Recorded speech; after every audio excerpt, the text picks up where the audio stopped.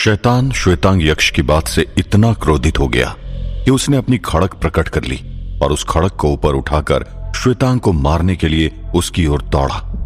श्वेतांग को लगा कि अब उसकी मृत्यु करीब थी, इसलिए उसने अपनी मृत्यु को स्वीकार करके अपनी आंखें बंद कर ली।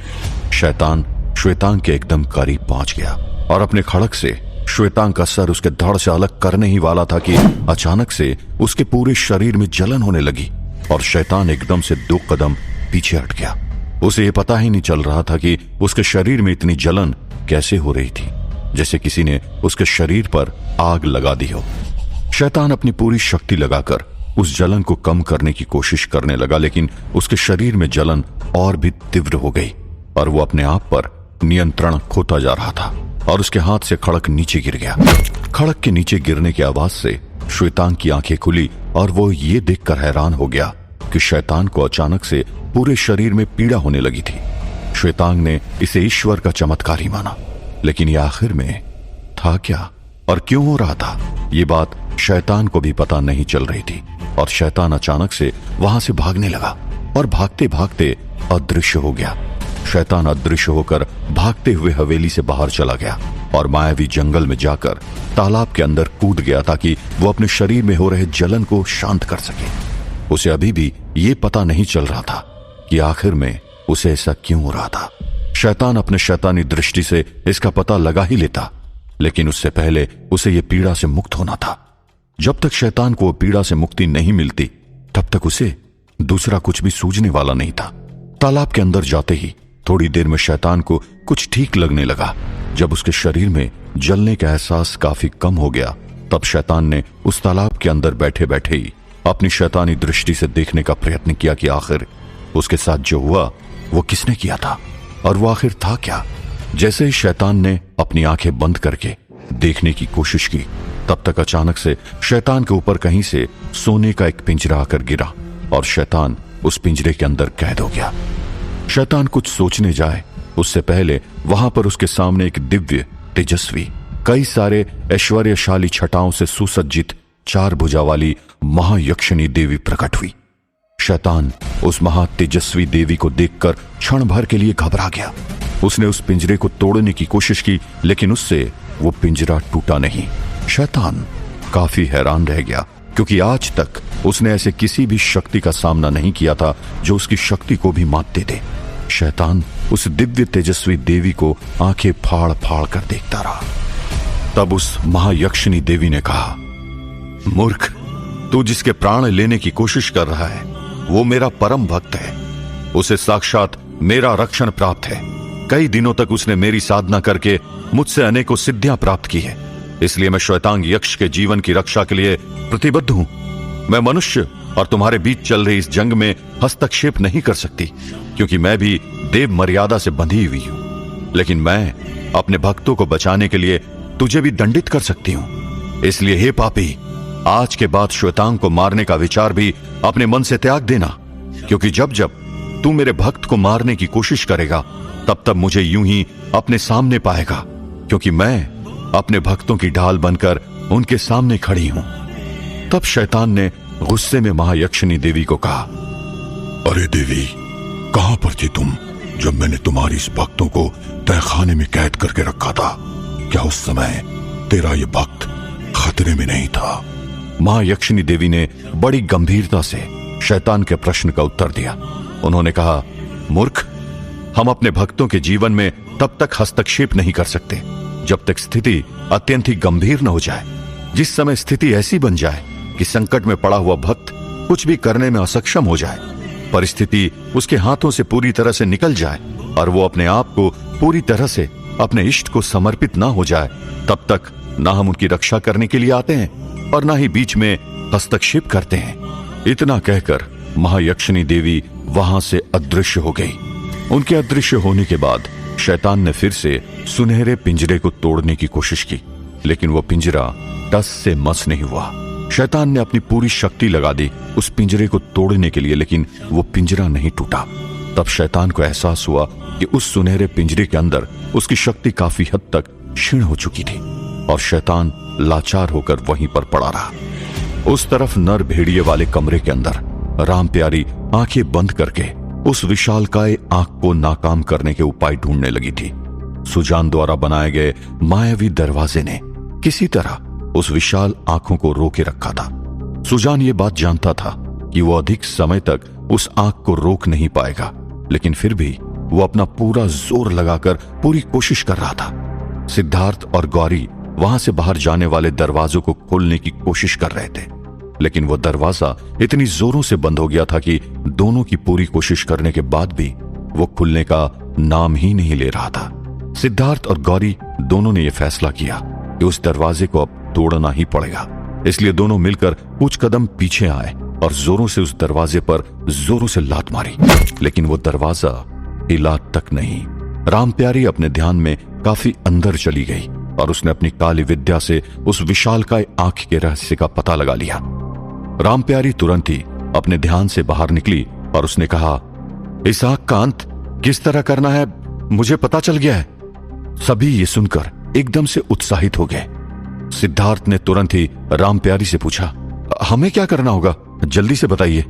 रामप्यारी ने कहा, यह शैतान की शैतानी शक्ति की आंख है। शैतान जहां कहीं पर भी देखना चाहता है वो इसी के सहारे देखता है।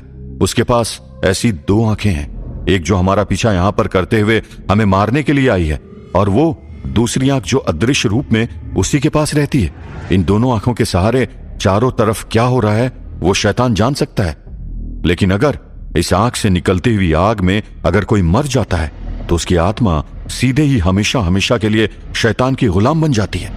तब गौरी ने पूछा, लेकिन ये आंख इतनी विशाल क्यों है और इसका खात्मा किस तरह किया जा सकता है? रामप्यारी ने इसका जवाब देते हुए कहा, यह तो शैतान की माया है, हमें भयभीत करने के लिए, और हम में से कोई भी अपनी शक्तियों द्वारा उस शैतानी आंख को समाप्त नहीं कर सकता। दिव्य शक्ति हो या मायावी शक्ति या फिर शैतानी शक्ति, कोई भी उस आंख को खत्म करने के लिए बिल्कुल भी सक्षम नहीं है। यह सुनकर सिद्धार्थ और गौरी मायूस हो गए और सिद्धार्थ ने मायूस होकर कहा, यदि हम में से कोई भी इस मायावी, मेरा मतलब है कि शैतानी आंख को खत्म नहीं कर सकता, तो उसका तो साफ साफ यही मतलब है ना कि हम सबकी मौत पक्की है ना? यह सुनकर रामप्यारी ने हंसते हुए कहा, नहीं, मेरा कहने का मतलब ये नहीं था। यह बात सच है कि हम उसे नहीं मार सकते, लेकिन वो तो अपने आप को मार ही सकता है।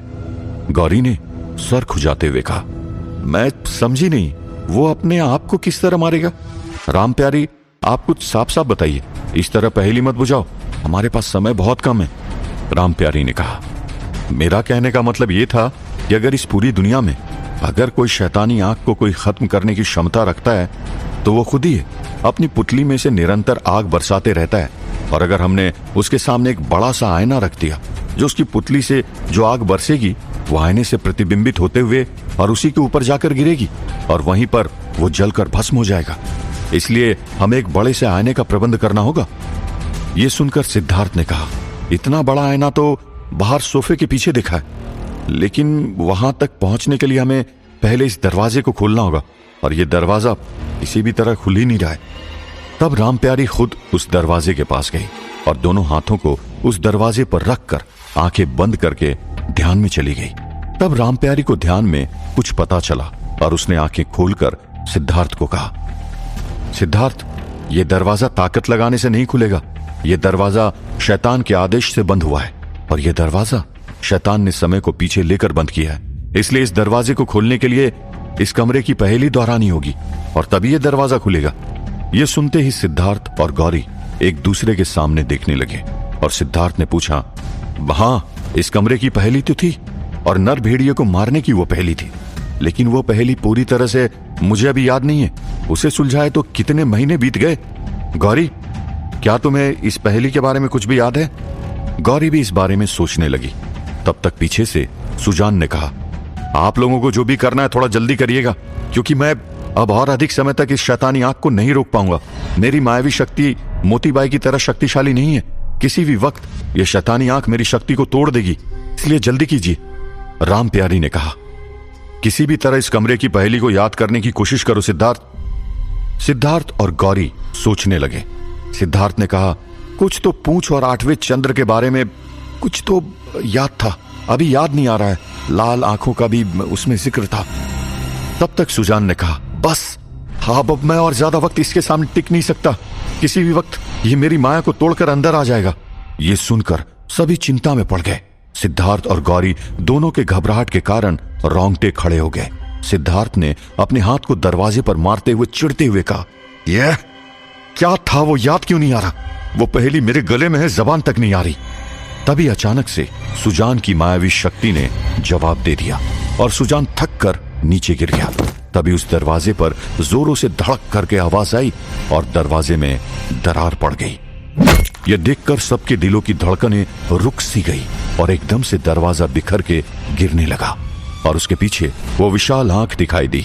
उसे देखते ही सभी का खून सूख गया और उन्हें लगा कि अब उनकी मौत करीब थी। वो आंख घूमते हुए दरवाजे के अंदर आने लगी थी। उसी वक्त गौरी को वो पहेली याद आई और एकदम से उत्साहित होकर चिल्लाते हुए उसने कहा, याद आ गया, याद आ गया, याद आ गया वो पहेली। लाल आंखें, काली पूछ, मौत है ये नर से पूछ, 8वें चंद्र में जो मान न कटे, अमर हो जाए जो कभी न मिटे। गौरी के ऐसा बोलते ही वो दरवाजा एकदम से खुल गया और तभी राम प्यारी चिल्लाई, भागो यहां से। तभी सिद्धार्थ ने सुजान को सहारा देकर उठाया और सभी एकदम से बाहर भागे।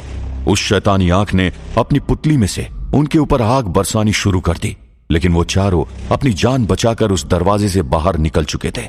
बाहर निकल के सिद्धार्थ तेजी से भागते हुए सोफे की तरफ भागा और लपक कर सोफे के उस पार चला गया और वहां पर एक धूल से भरा हुआ कपड़ा किसी चीज पर लगा हुआ था।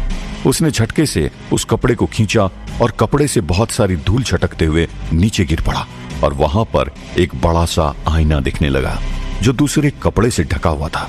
तभी तुरंत ही गौरी, रामप्यारी और सुजान भागते हुए उस आईने के पीछे आ गए। सिद्धार्थ तुरंत ही उस बड़े से आईने को धकेलते हुए थोड़ा सा आगे लेकर आया और उसी वक्त वो विशाल राक्षसी आंख गोल घूमते हुए उस कमरे से बाहर आया और इनकी तरफ गुस्से से देखने लगा। इस बार चारों में से कोई भी वहां से भागा नहीं, इसलिए वो आंख भी वहीं पर रुक गई। वो गुस्से से उन चारों को देखने लगी और उसकी पुतली सिकुड़ने लगी थी। जैसे ही वो शैतानी आंख अपनी पुतली में से आग बरसाने ही वाली थी कि सिद्धार्थ ने उस आईने के ऊपर से दूसरा कपड़ा भी खींचकर हटा दिया।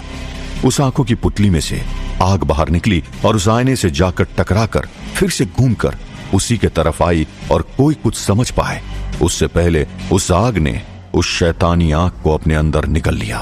वो शैतानी आंख पूरी तरह से जलने लगी। यहां पर वो शैतानी आंख जल रही थी और उस तरफ तालाब के अंदर सुनहरे पिंजरे के अंदर फंसे हुए शैतान की एक आंख भी जलने लगी। शैतान दर्द से करा उठा। जैसे जैसे वो शैतानी आंख जलकर राख होने लगी, वैसे वैसे शैतान की एक आंख भी पूरी तरह से जल गई। कुछ ही देर में वो विशाल शैतानी आंख पूरी तरह से राख हो गई। उस तरफ तालाब के अंदर बैठे हुए शैतान की एक आंख जलकर भी नष्ट हो गई। शैतान दर्द के मारे तालाब के अंदर बैठ गया। उस शैतानी आंख के नष्ट होते ही सिद्धार्थ, गौरी, रामप्यारी और सुजान चारों ने चैन की सांस ली। सिद्धार्थ ने रामप्यारी की तरफ देखकर सर हिलाकर उसका आभार व्यक्त किया, क्योंकि उसी ने ये उपाय बताया था। सिद्धार्थ ने कुछ देर वहां पर खड़े रहकर अपनी सांस को एकत्रित किया और फिर उसने पूछा, बूढ़े बाबा और मुस्तफा कहां पर हैं? हमें तुरंत ही उनके पास जाकर एक गुट बनाकर ही श्वेतांग को ढूंढना होगा। 2 अलग अलग गुट बनाकर हमने बहुत बड़ी भूल की थी। हमारी शक्ति हमारी एकता है और हमारी एकता के सामने कोई नहीं टिक सकता। क्या छाया बूढ़े बाबा और मुस्तफा का उपयोग करके हवेली से निकलने में कामयाब